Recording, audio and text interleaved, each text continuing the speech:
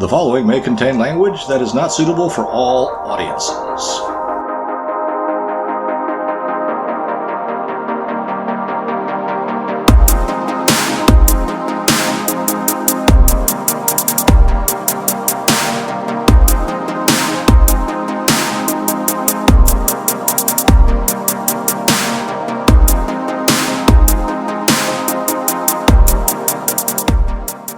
It's time for the Low Fact Podcast. Messed it up.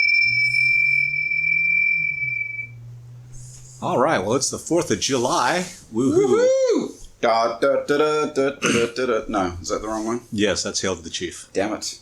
But, I was gonna, the original plan was to do stuff like we used to do, kind of run down the news that I felt was kind of interesting to me, and me only, really. Mm-hmm. But same old crap, so I think this week I'll just kind of go on my odd musings, like the first one. I was thinking about this, watching is really kind of generous, just having a crime show on in the background while I was just sitting around doing nothing, playing solitaire or whatever. And, people are just going to think that all you do is watch crime shows in solitaire and just sit around and think about stuff. Well, if there was a way to make a living out of doing it, I'd be set. But so in a lot of the crime shows and the crime common knowledge type deal is that really for a crime to be a commission of a crime really kind of requires motive and opportunity, right? Uh-huh. So I thought about that, and I kind of went on a weird whatever. And I thought, if all it really takes for the commission of a crime is motive and opportunity, wouldn't the biggest criminals be the people that are charged with enforcing the laws? Because they got loads of opportunity. You mean like police? Judges? Anybody. I mean, there's plenty of examples, I'm not saying that all cops are bad, but all people are capable of bad things, and cops are people. Right. But I think that the opportunities kind of get greater when, like, the higher up in an organization you are, whether it be police, military, government, whatever, church. I mean, there's a whole lot of unhappiness going on with the current chairman of the Joint Chiefs, especially from the right wing folks. Yeah, like Tucker Carlson and those guys. Not the right wing folks, the conservatives. Whatever. I mean, it's really hard to come up with a label. Well, right wing isn't the right fucking term. But because when you get pretty high up in an organization, it's all about politics. It's all about keeping your job or getting your next job or staying in the good graces. And, kind of as an add-on to that, most people like me, like us, the people that are considered the chattel, the cattle, right? The first thought that I had was, how stupid do you have to be for a stupid person to think you're stupid? Because the people in charge aren't the sharpest knives in the drawer. See, I always thought they were, and now I feel like the curtain's been pulled back. And they're doing stuff that's pretty unsmart. There's an understatement. And yet, we, the normies, the herd, we don't put them to task. So I'm like, how dumb are we, number one? And how dumb do you have to seem for a dumb person to think you're dumb? I wonder if it's just that, though. Is it that we're dumb, or is it that everybody kind of knows that nobody wants to take them to task because everybody knows subconsciously that they're also that they would be exactly the same. Maybe people aren't that smart. Well, I don't think there are a lot of people that are that self-aware. Going on to my next kind of weird musing. You know how we always kind of hear that you can tell a lot of people by the company you keep, stuff like that, Yeah. or birds of a feather type deal. I'm wondering if it's a little bit, if we've gotten it a little bit backwards. It's not who we choose to be around; it's who chooses to let us in.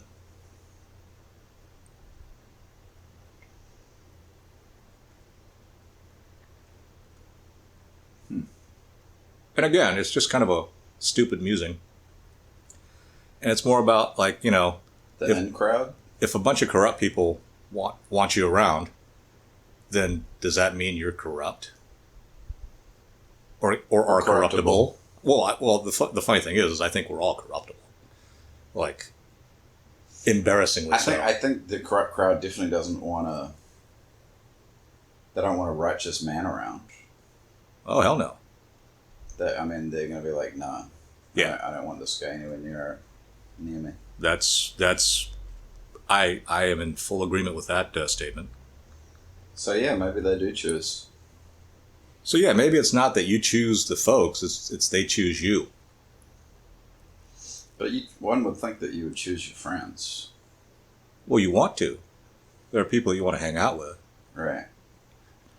But they have to choose you. They have. It's a reciprocal thing, right? I mean, you can't be the one choosing. I mean, think of all the women that you've, well, not you in particular, but think of all the women that one would like to be around, and they do the choosing.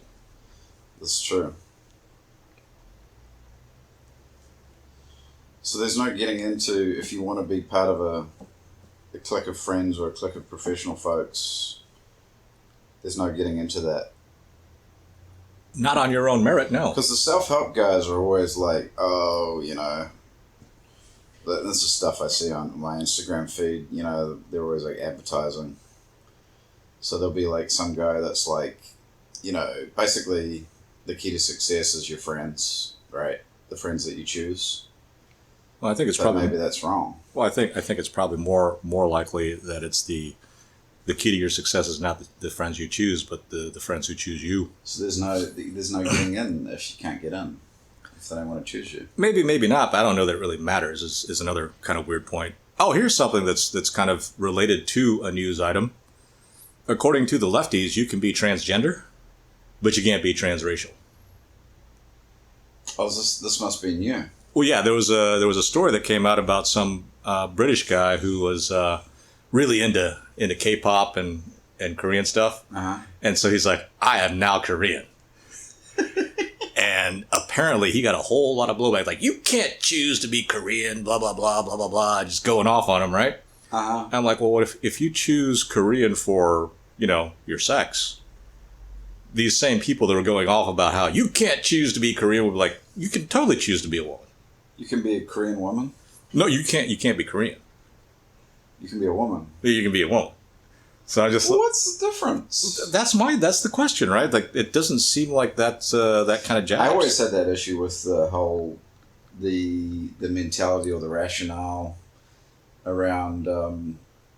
I remember having a discussion with somebody who was in part of a public authority, and she was trying to say, well, as for the bathrooms, she was trying to say, well, there's this new policy, and the new policy is, if someone chooses to be a woman, they can use the female restroom. And I was like, well, not chooses, but identifies. Identifies, right? And I was like, well, you can't tell by looking at that person whether they identify man or woman, right? And she's like, well, no, you'll be able to tell. And I'm like, no, that's the whole point. The whole point is that if somebody says they are, then they are. Like, you can't tell by looking at them. It's not like they're going to look like some person who's dressed up in like fishnet stockings and fucking lipstick, and that's kind of where it broke down. And she didn't really have an answer. Well, nobody does.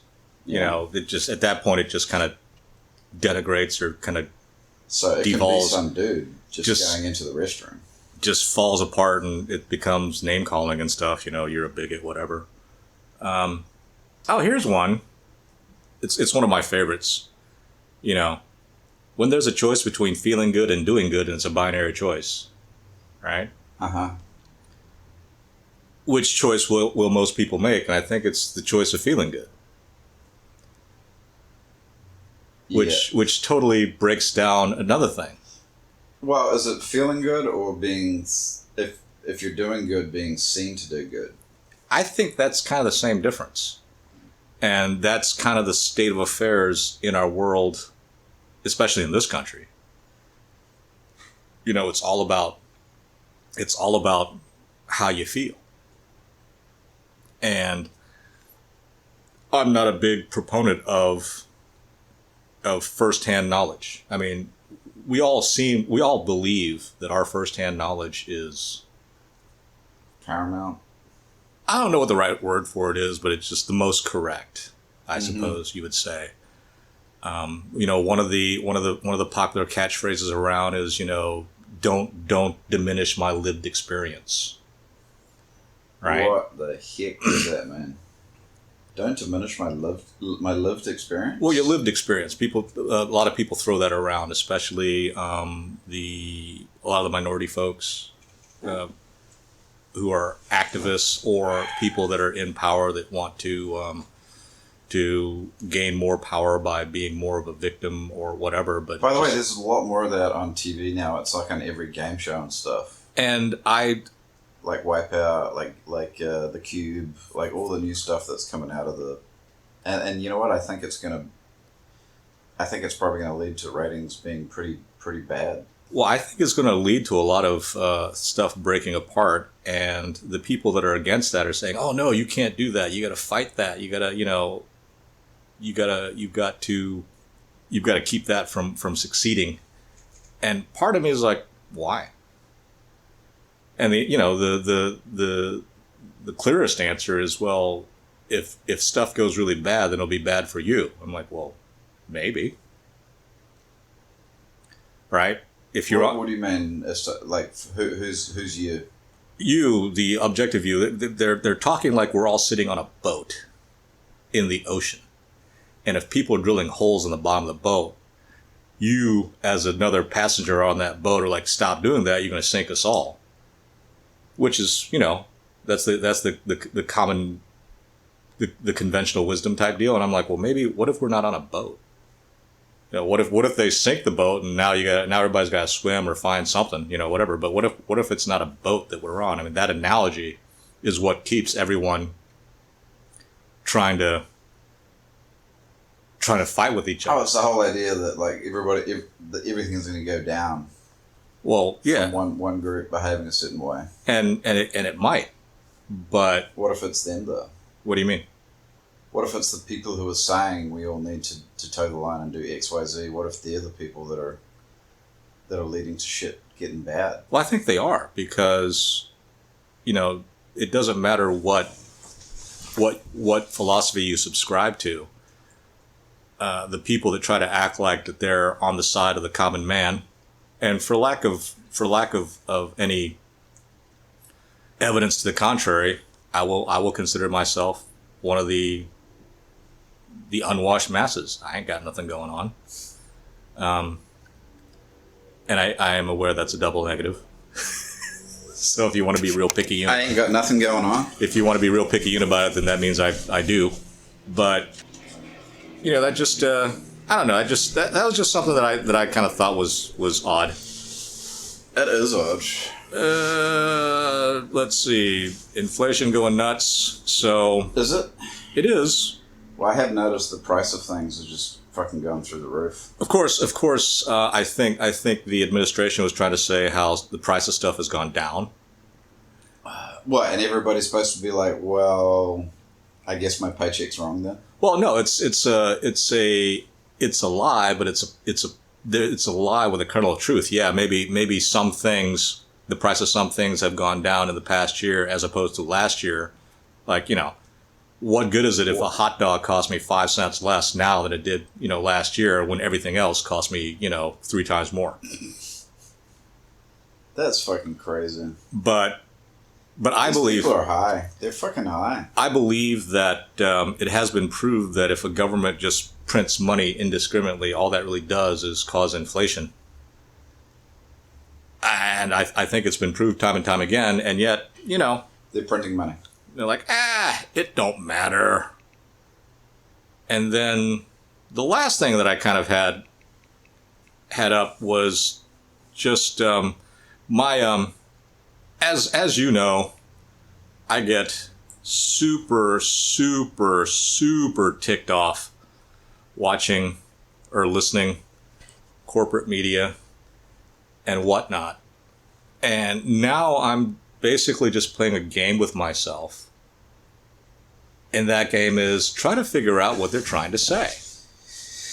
For example, lately there has been a full court press, and I just noticed it because there was a frontline thing talking about the rise of the neo-Nazis and junk in Germany, and well, this has been going on for a while. And in this country, the rise of the right wing, the white threat, yeah, white but they supremacy. like to paint everybody with one brush.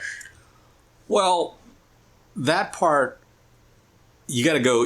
I believe you got to go one step lower. You got to peel off that layer and go one step deeper into the onion, if you will. And it's kind of funny because it's authoritarians telling people that you need to be scared about these people who are going to be authoritarian. I'm shaking my head. So, I'm just like, well, and plus it just kind of struck me as the whole divide and conquer comes to mind, right? That's what's going on right now. It seems that there's so much agitation between the so-called races that I believe that they're trying to instigate a race war.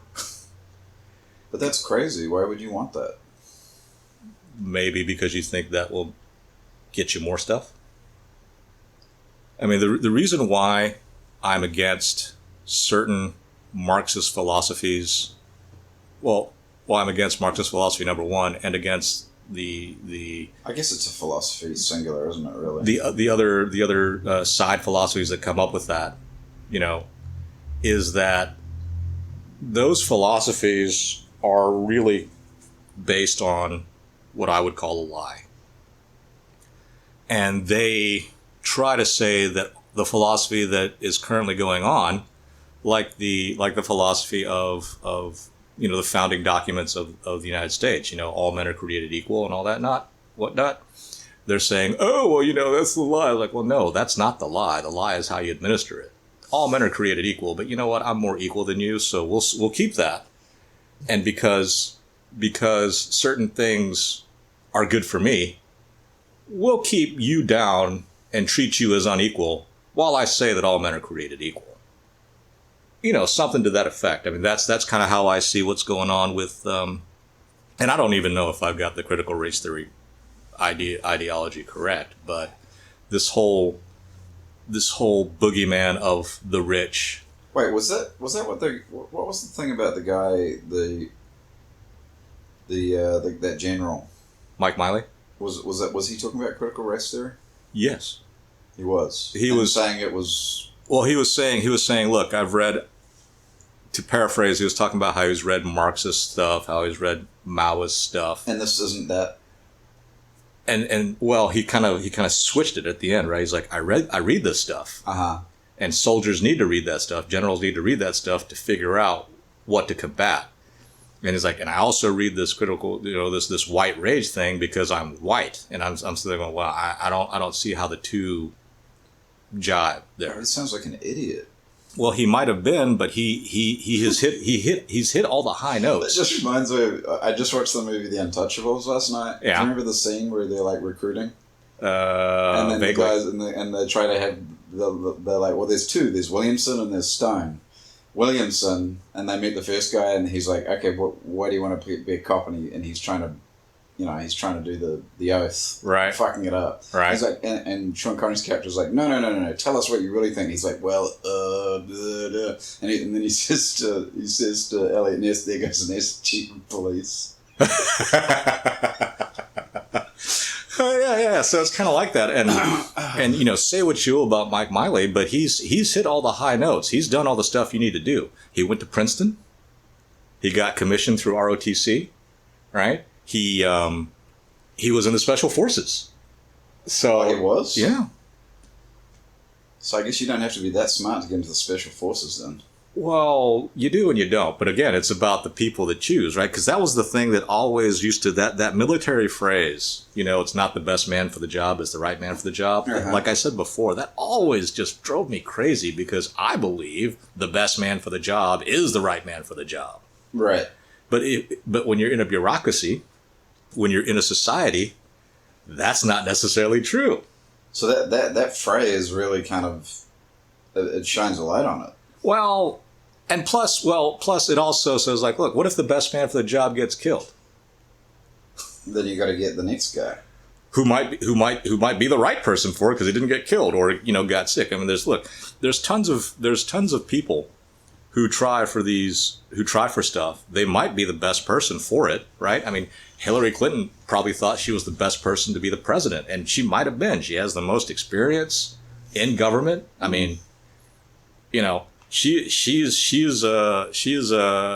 nothing if not full of credentials. Yeah. Right? Did she go to Wellesley? I think so. Yeah, great all female college. And she went to Harvard, right? She went to Yale Law School. Oh, that's where she met Bill. Right, she went to Yale Law School. She and her husband were basically a political force. Right. But no one wants to elect her. No, because they don't like her. Okay, so, I guess that's the example of the best person for the job being, and the right person for the job, because, everybody liked her husband. And she couldn't get it. I mean, she could not compute why people wouldn't want it. She just didn't get it. I'm not going to go into that because I have no idea what goes on in her brain, nor do I want to. Yeah. But there was that. I forgot where I wanted to go, but I did want to mention something about. Well, you're talking about critical race theory. Again, that's not going to help me. Okay. Right. just telling me what we were talking about is not going to help me go where I, because what I was thinking about had nothing to do with what we were talking about. That makes it hard. It does. But I will say another thing for all of us sheep and goats out there, cattle, whatever you want to call us. We all would like to believe that if we had more money, which is power, which is essentially security, right? If we had more economic security, everything would be great, right? Mm-hmm. The more I think about that, the only thing that a lot more money does is enable you to do more degenerate stuff easily. Wow. And, the answer for some people, many people, is religion, but without going to the answer, this whole idea that, and I'm guilty of it too, that if I had more money, everything would be okay, right? Life would not be as hard. That's the wrong thing to be thinking, huh? Well, yeah, because the only thing that more money does is give you, like the crime, motive plus opportunity equals crime. Do you think more money attracts other more money degenerates too? No, well, more money just enables you to do more degenerate stuff easily. And I don't, it could be sexually degenerate. It could be, physically degenerate, just stuff that is odious, really. Mm-hmm. Right? The more money you have, the easier it is to get involved in drugs. That's true. The more money you have, the easier it is to, live a pretty dirty sex life. Mm. And I'm including pedophilia in the dirty, right? If I had tons of money, I'm pretty sure that I'd have tons of women or men, just willing to come around and do whatever I wanted, whatever sexual weird stuff I wanted to do. That reminds me of something which I'm going to talk to you off the air. I mean, and the reason I thought of that was I thought of the stories that I heard about these porn people in the 80s, these degenerate porn people that had tons of money, and the thing that they like to do was like make women lick the anus of people after they took a dump for coke. That's messed up. That's pretty degenerate. The person doing that to other people, and the people willing to do that because they're addicted to coke. It's fucked up, dude.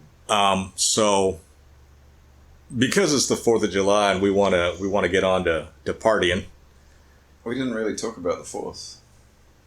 Well, I think that we all need to kind of take a look inward and figure out what's kind of going wrong. And I'm pretty sure that there's not a single person on earth that would sit there and say everything's great. I don't care how much money you have. I don't care who you are. I don't care what position you're in. You always want more. Or things could always be better. Now, And things could always be worse.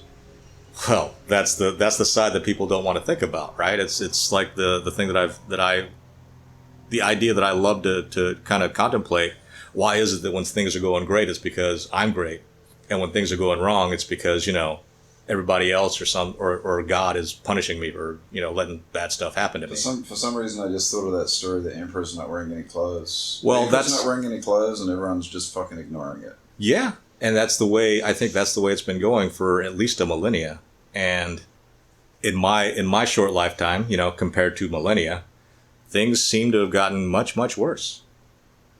And You mean 1,000 years? yeah, So shit's been bad since 1000 AD. I think things have been bad for thousands of years. It's been this way, and people just kind of realize it when they come to a certain stage in life. When I was bright-eyed and bushy-tailed, and the world was my oyster, and I was at the top of everything. Mm-hmm. And all indications were I was going to have a super productive, successful life. I was all like, yeah, it's great. Why not? Why not? What's wrong with Marxism? That's a great idea. Right? I don't even know what Marxism was. Really? No. I only knew not it until here. I only knew it because of school. We were never taught it, I guess, just because, I don't know. Well, you had to choose to take that stuff, which is what I did. Yeah, I don't even think it really gets taught much in New Zealand, though. Well, I think it does. It just kind of gets taught as the thing. It's not this new thing that's going to help us. It's just the thing. And again, I've lost my train of thought, and there's no real way to get it back. Oh, well. That's the point. Right? Oh, well. Oh, well, time for steak. Whatever, Because, right, no matter what's going on, don't worry about it, because this too shall pass. Yeah. Right? You might be happy on top of the earth. Hey, don't revel in it too much, because it's not going to last. You could be at the bottom of the barrel, just hating life and all that junk. And hey, don't worry, that's not going to last either. Your misery is not going to last. Your happy is not going to last. Your happiness is not going to last. And I think that's kind of what a lot of the religions of the world is kind of trying to based on getting you to come to terms with and get through. Wow, what a whole lot of nonsense. BS. The end.